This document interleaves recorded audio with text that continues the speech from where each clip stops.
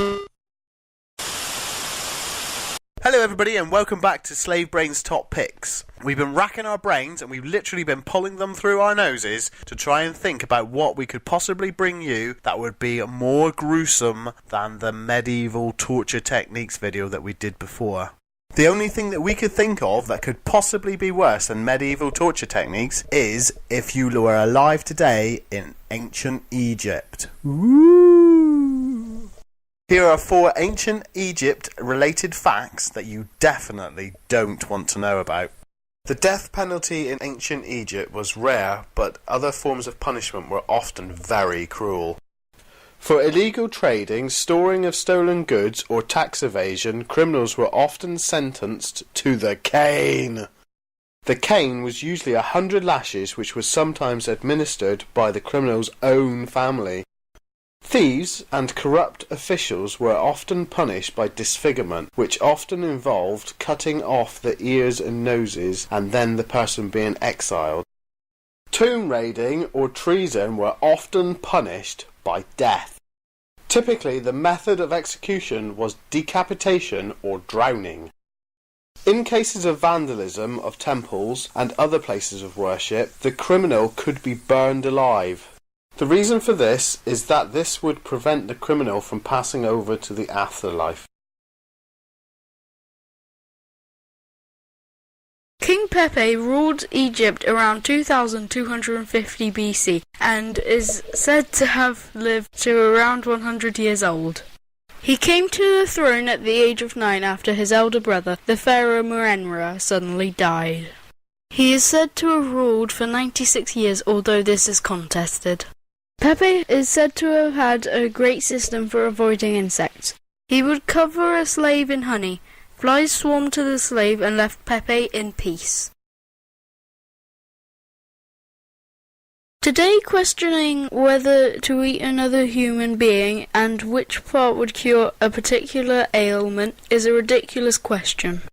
In the 16th and 17th century, people routinely ingested medicine with ingredients that included parts of dead people, included the fat, bones and blood.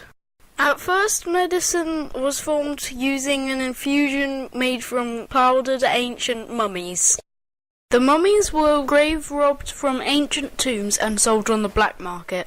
The powdered concoction was supposed to cure everything from nosebleeds to gout.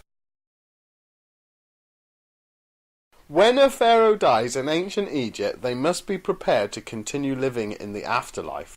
In order to live in the afterlife, it is important to make sure that their tomb is equipped with everything that they might need. This can mean everyday items like a toilet, but in the early burials also included the servants.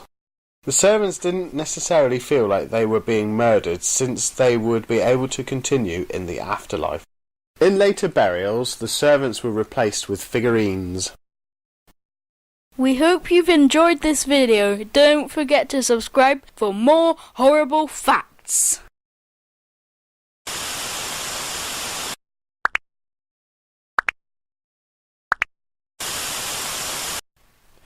When a pharaoh dies in ancient Egypt, it is common that they are prepared to continue. When a pharaoh dies in ancient Egypt, it is when a pharaoh dies in ancient Egypt, they must be prepared to continue living in the. When a pharaoh dies in ancient Egypt, they must be prepared to continue. When a pharaoh when a pharaoh dies in ancient Egypt, they must be prepared to continue their live. Oh, for God's sake.